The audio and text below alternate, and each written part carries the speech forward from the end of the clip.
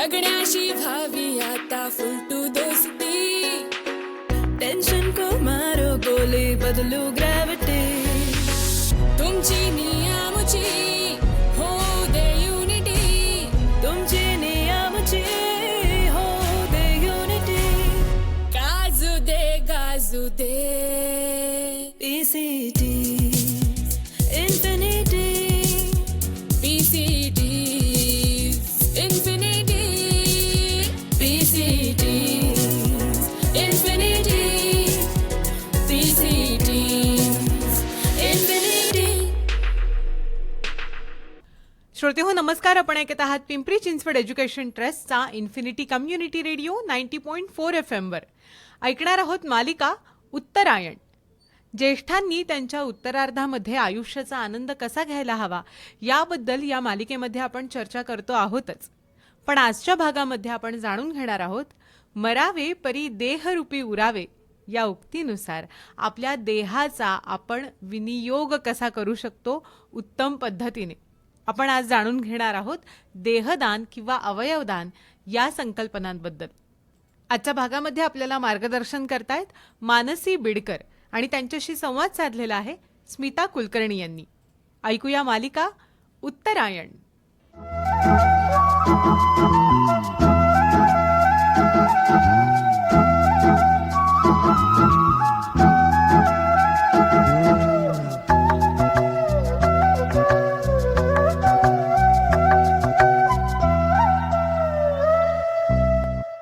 नमस्कार रसिक श्रोते हो. उत्तरायण या खास ज्येष्ठांसाठी असलेल्या मालिकेमध्ये रेडिओ इन्फिनिटी 90.4 FM वर तुम्हा सगळ्यांचं मनपूर्वक स्वागत.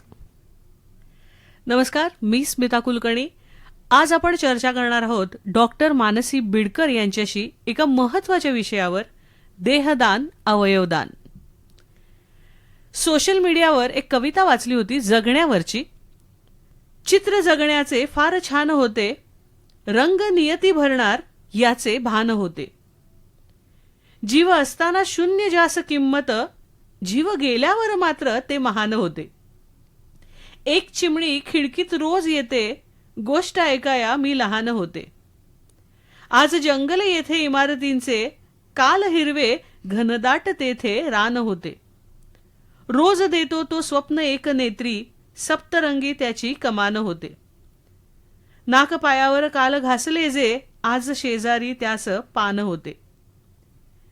दहन केल्यावर राख फक्त झाली. बघा, म्हणजे कवितेत काय सांगितलंय तर शेवटी जीवन नश्वर आहे. प्रत्येक जन्माला आलेली गोष्ट ही कधी ना कधीतरी संपणार आहे. मृत्यू हा अटळ आहे, हे एक अटळ सत्य आहे, हे सर्वांना माहिती आहे. पण तरीही जिंदगी के साथ भी आणि जिंदगी के बाद भी सत्कर्म करत राहणं, कुणाच्या तरी उपयोगी पडत राहणं हा आपला धर्म आहे आणि हे कर्म आपण सगळ्यांनी करायला हवं. म्हणूनच म्हणतात मरावे परी देहरूपी उरावे, मरावे परी अवयव रूपात उरावे, मृत्यू पश्चातही नव्याने जन्मास यावे. रसिक हो, अवयवदान देहदान याबद्दलचा अवेअरनेस यासाठी आपल्याकडे डॉक्टर मानसी आलेले आहेत. मानसी, तुझं खूप खूप स्वागत. थँक्यू स्मिता. एकंदरीत ह्या कॉन्सेप्टवर किंवा ह्याच्यासाठी अवेअरनेससाठी आपलं काय मत आहे? ओके, खरं सांगायचं तर सोसायटीमध्ये ह्याच्यावरती अवेअरनेस जो आहे तो खरंच खूप कमी आहे. कारण आजकाल जे पेशंट्सला ऑर्गन्स लागतात तर त्याच्यासाठी खूप मोठी वेटिंग लिस्ट आहे. बरोबर. आणि तेवढे डोनर्स अवेलेबल नाही आहेत. ओके, तर ह्याच्यावरती डेफिनेटली अवेअरनेस हे झालं पाहिजे. मी कालच एक स्टॅटिस्टिक्स वाचत होते की जवळपास 3 लाख लोक ऑर्गन डोनेशनच्या वेटिंग लिस्टमध्ये आहेत आणि ते मिळत नाही आहेत म्हणून ते त्यांचा जीव गमावतात किंवा मग त्यांना खूप लेंदी आणि किचकट प्रोसिजर्सचा सामना करत राहावं लागतं सस्टेन करण्यासाठी, ज्यात खूप पैसे, एनर्जी आणि घरातली मानसिकता बिघडते. किंवा मी हेही स्टॅटिस्टिक्स वाचलं, इव्हन किडनीसाठी 1.5 लाख किडन्या any point of time required असतात, पण त्याच्या अगेन्स्ट आपल्याकडे फक्त 5 ते 7 हजार किडन्या अवेलेबल असतात. सो हे स्टॅटिस्टिक्स वाचल्यावर खरंच जाणवलं की अवेअरनेस नाहीये, की सायकोलॉजिकली ह्या विषयांवर बोलणं आपल्याला कठीण असतं, तो इव्हेंट आपल्याला नकोच असतो. त्यामुळे ह्याच्याबद्दलचं प्लॅनिंग करणं इज नॉट इझी. म्हणून होत नाही की काही प्रोसिजरल्स फॉर्मॅट किंवा ह्याच्यामध्ये खूप लेंदी प्रोसिजर्स आहेत आणि म्हणून तिकडे जाणं होत नाही का तो अवेअरनेसच नाहीये, अशा बऱ्याच शंका मनात येतात. तर याबद्दल तुम्ही अर्थातच पुढे अजून माहिती द्या की अवयवदान कोण करेल, कोण नाही करेल, किंवा देहदान हे कधी कधी, केव्हा केव्हा, कुठल्या वेगवेगळ्या सिच्युएशन्स असतात. शुअर. ऑर्गन डोनेशन हे खरं आपण त्याला मेजरली 2 क्रायटेरियनमध्ये डिवाइड केलेलं आहे. ओके. तर पहिलं आहे की लिव्हिंग ऑर्गन डोनेशन आणि दुसरं आहे डिसीज्ड ऑर्गन डोनेशन किंवा मग cadaver organ donation. Living organ donation म्हणजे जे हेल्दी ह्युमन बिंग्स आहेत किंवा आपण जसं नॉर्मली ऐकतो की आईने मुलाला किडनी दिली बरोबर. किंवा कुठल्या तरी स्ट्रेंजरने डोनेट केलं होतं, तर हे झालं लिव्हिंग ऑर्गन डोनेशन. ओके. म्हणजे एका स्पेसिफिक वयामध्ये इवन तू आणि मी आपण ऑर्गन डोनेट करू शकतो. Okay. Terms and conditions applied असतात इथे. डॉक्टर्स ठरवतात, सगळ्या टेस्ट वगैरे करूनच ते लिव्हिंग ऑर्गन डोनेशन्स होऊ शकतात. बरोबर. रसिको, लक्षात घ्या, यामध्ये डॉक्टर्सचं सर्टिफिकेट कुठल्याही स्टेजला तुम्ही किती हेल्दी आहात, करू शकता का नाही करू शकतो, हे त्यांच्याकडून करायचं असतं.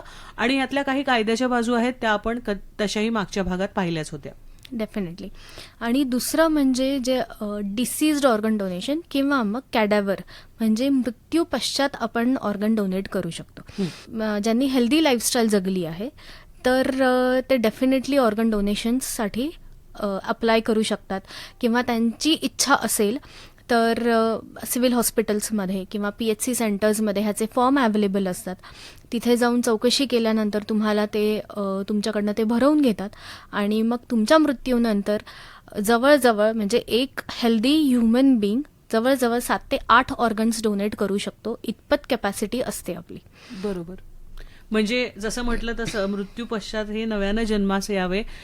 एक डेड बॉडी ही जवळपास 7-8 जणांना नवीन जीवन, नवीन दृष्टी, नवीन हेल्दी लाईफ देऊ शकत असते. इतका मोठा उदात्त विचार, सोशल कॉज आहे, तेव्हा ह्याबद्दल नक्कीच विचार व्हावा. जनरली असं मला वाटतं की आपल्या धर्मानुसार किंवा आपले बिलीफ सिस्टीम्सनुसार आपल्याला असं वाटतं की शेवटी बॉडी म्हणजे आपला देह हा पंचमहाभूतांमध्ये विलीन होणारच आहे. मग अशा केसमध्ये याच्या डोनेशनमुळं आपण जर इतरांचं जीवन चांगलं करू शकणार असू तर का नाही असं वाटतं. पण याच्या पुढे जाऊया आपण. यातले डूज अँड डोंट्स काय आहेत? तुम्ही आता थोडंसं सांगितलंच, पण कोण करू शकतं, कोण नाही करू शकत, यातले थोडे अजून डिटेल्स द्याल का? ओके. प्रत्येक जण करू शकतो. टर्म्स अँड कंडिशन्स अप्लाइड म्हणजे ज्यांना कॅन्सर आहे किंवा मग ज्यांना HIV आहे तर अनफॉर्च्युनेटली आपण त्यांचे ऑर्गन्स नाही घेऊ शकत. ओके. म्हणजे कुठलेही दुर्धर आजार असलेले नक्कीच नाही करू शकणार. Exactly. But still means like जरी कॅन्सर असेल, जरी तुमचे 3 वर्ष तुम्ही त्याच्यावर प्रॉमिनंटली ट्रीटमेंट घेतायत, again with suggestions of the doctors, definitely आपण त्यांचे पण ऑर्गन्स डोनेट करू शकतो. बरोबर. देहदानाबद्दल आता काय सांगाल? ओके. ह्याच्याबद्दल खरंच खूप अवेअरनेस कमी आहे समाजामध्ये. त्याच्याबद्दल खरंच बोललं पण जात नाही, कारण हा इव्हेंट जसं तू आधी सायकोलॉजिकली जे बोललीस तर खरंच it is so painful event की मुलांनाही असं वाटतं की आपल्या आईवडिलांनी आपल्याला सोडून जाऊ नये किंवा मग आपले इमिजिएट रिलेटिव्हजला त्याच्याबद्दल खूप दुःख झालेलं असतं. पण जर कोणाची इच्छा असेल देहदान करायची, ग्रीफ, तो लॉस, ती जी सिच्युएशन आणि वेळ असते त्याच्यात कुठल्याही मनस्थितीच नसते कुठले निर्णय घेण्याची किंवा काही करण्याची. डेफिनेटली. तर जर कुणाची इच्छा असेल की देहदान करायचं आहे तर मग मेडिकल कॉलेजेसला तुम्ही अप्लाय करू शकता. तिथे फॉर्म्स असतात. तर त्याच्यासाठी तुम्ही जर अप्लाय केलं तर डेफिनेटली बॉडी डोनेशनसाठी ते त्यांना खूप गरज आहे खरं. आजकाल आपण जे चांगले चांगले डॉक्टर्स बघतोय, तर जर त्यांना बॉडीजच नाही मिळाल्या मेडिकल कॉलेजेसमध्ये शिकायला तर मग it is a very disaster situation. मग त्यासाठी त्यांना गरज असते, त्यांना रिसर्चसाठी गरज असते. त्यामुळे डेफिनेटली जरी ऑर्गन डोनेशन्स तुम्हाला नसतील करतायत for some of the other causes, definitely body डोनेशनचा विचार नक्कीच करू शकता. This is a really very good cause आणि खूप मोठं सोशल अवेअरनेस होईल हे. आणि आपण हा विचार केला तरी आपण जे बाकी सगळी पुढे जी कर्म करतो पुढचे 13 दिवस किंवा प्रत्येकाच्या धर्मानुसार ज्या रिच्युअल्स फॉलो केल्या जातात त्या सुद्धा आत्म्यासाठी आहेत. आपल्याला हेच सांगितलं गेलंय की आत्मा नेहमी राहणार आहे आणि बॉडी हे म्हणजे आपलं वस्त्र आहे, कपडे आहे, ते कधी कधी जुने आहे आणि ते गळून पडणारच आहे. तेव्हा आत्म्याची जर्नी तर चालूच राहणार आहे. आपण माझ्या मते इव्हन असा विचार केला मेंटली किंवा सायकोलॉजिकली तरी या बॉडीचा सुद्धा असा प्रकारे उपयोग केला तर माझ्या मते त्यातनं नक्कीच तुम्हाला पुढच्या जर्नीसाठी सुद्धा पुण्यच मिळेल असं मला निदान वाटतं. पण हा ज्याचा त्याचा खूप सेन्सिटिव्ह विषय आहे त्यामुळे हा ज्यानं त्यांना विचार करावा. पण तुम्ही म्हटलात तसं या मेडिकल सिच्युएशन्स उद्या चांगले डॉक्टर घडावेत, त्यांना चांगला हँड्स ऑन प्रॅक्टिकल एक्सपिरियन्स मिळावा यासाठी सुद्धा आज फक्त रस्त्यावर जिथे ऍक्सिडेंटल डेथ्स आहेत ज्यांचा कोणी वाली नाहीये अशाच प्रोबेबली किंवा काही भिकारी जे रस्त्यावर मरून पडतात बहुतेक फक्त तेच मिळत आहेत बॉडीज आणि ज्या सगळीकडे पुरत नाहीयेत असे स्टॅटिस्टिक्स वाचले गेले. तर ह्याबद्दल अजून तुम्हाला इतर कुठली माहिती सांगायची आहे का? ओके, आपण बऱ्याचशा गोष्टींबद्दल बोललो आहोत आता की पण कुठले ऑर्गन्स डोनेट केले जातात. तर लंग्स आहे, किडनी आहे, लिव्हर आहे, हे जर चांगल्या कंडिशन सुस्थितीमध्ये असतील तर हे ऑर्गन डोनेशनसाठी आपण यूज करतो. नेत्रदान आजकाल बरेच जण त्याच्यासाठी अवेअर आहे, त्यामुळे नेत्रदान बऱ्यापैकी घडताना दिसतंय. पण लोकांना इतर ऑर्गन डोनेट होतात हेच माहीत नाहीये. सो आता खूप वेगळे वेगळे प्रोग्राम्स केले जातात ऑर्गन डोनेशनसाठी आणि ह्याच्यावरतीही अवेअरनेस आता वाढत चाललाय. तो होपिंग फॉर द बेस्ट की पुढच्या जनरेशन्सला ह्याचा अवेअरनेस नक्कीच येईल. खरंय, अगदी खरंय. कारण आता एज्युकेशन पॉलिसी सिस्टीम मध्ये सुद्धा definitely be it environmental B it असे विषय हे खूप चांगल्या रीतीनं हाताळले जात आहेत. त्याच्यामुळं मानसिकताही तयार होते आणि मुळात हे सगळं सोशल कॉज आहे. यामुळं अजून काही 4 जीव जगणार आहेत ही खूपच मोठी गोष्ट आहे.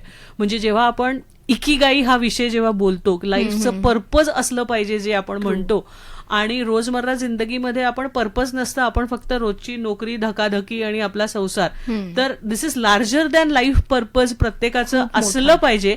माझ्या मते ही खूप चांगली गोष्ट आहे आणि यासाठी नक्कीच असे वेगवेगळे अवेअरनेस सेशन व्हायलाच पाहिजेत. सो अजून ह्यातले कुठले नुआन्सेस तुम्हाला सांगायचे आहेत का जेणेकरून लोकांना त्याची माहिती होऊ शकेल? ओके, मृत्यूनंतर जे ऑर्गन्स डोनेट केले जातात तर शक्यतो ज्या लोकांची ब्रेन डेथ होते म्हणजे आपण इन जनरल टर्म असते कोमामध्ये गेला आहे पेशंट, तर ह्या पेशंट्सचे ऑर्गन्स डेफिनेटली हेल्दी असतात त्या कम्पॅरेटिव्हली. तर ह्यांचे ऑर्गन्स मेडिकल फील्डमध्ये किंवा मग डॉक्टर सजेस्ट करतात की तिथे आपण डोनेट करू शकतो. ओके, सेकंड थिंग म्हणजे मागचा जो तुमचा टॉपिक झाला कायद्याच्या बाजू, तर त्याच्यामध्ये विल हा तुम्ही कॉन्सेप्ट घेतला होता. That was actually a very mandatory point. तर ऑफकोर्स प्रत्येकाने आपल्या विलमध्ये जर ऑर्गन डोनेशन किंवा बॉडी डोनेशन्सबद्दल लिहायचं असेल तर त्याच्यामध्ये लिहिणं अपेक्षित आहे.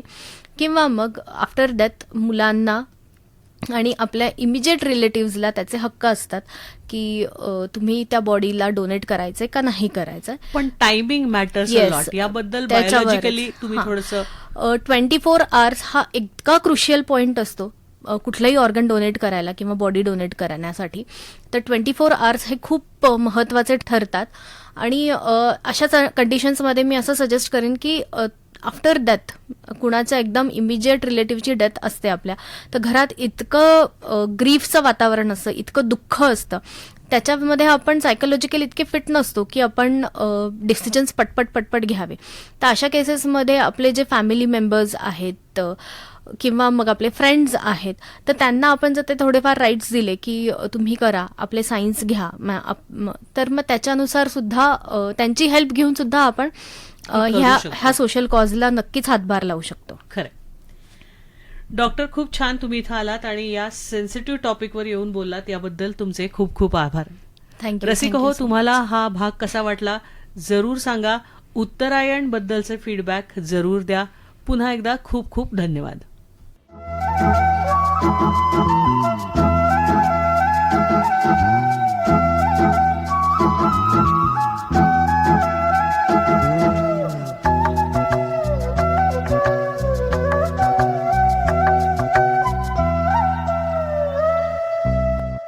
श्रोते हो, उत्तरायण हा कार्यक्रम आपण आत्ताच ऐकला. या कार्यक्रमाच्या आजच्या भागामध्ये आज आपण देहदान आणि अवयवदान या संकल्पनांबद्दल जाणून घेतलं. त्यांची किती गरज या समाजामध्ये आहे हे सुद्धा आपण जाणून घेतलेलं आहे. त्यामुळे एक सजग आणि सुजाण नागरिक म्हणून आपण या दोन्ही पर्यायांचा गांभीर्याने विचार करायला हवा आणि फक्त विचार न करता त्याचं अवलंबन सुद्धा करायला हवं. उत्तरायण या मालिकेमध्ये आज आपल्याला मार्गदर्शन केलं मानसी बिडकर यांनी आणि त्यांच्याशी संवाद साधला होता स्मिता कुलकर्णी यांनी. ही मालिका तुम्हाला कशी वाटते आम्हाला जरूर कळवा. त्यासाठी आपला संपर्क क्रमांक आहे 9371332683 9371332683 या नंबरवर आपण आपल्या प्रतिक्रिया कळवू शकता.